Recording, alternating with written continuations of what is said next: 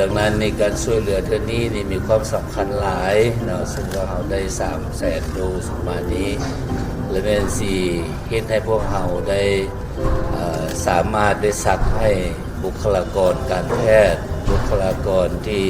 เฮ็ดเวียกอยู่ตามด้านสากลเนาะและก็บุคลากรที่มีความเสี่ยงหลายหัน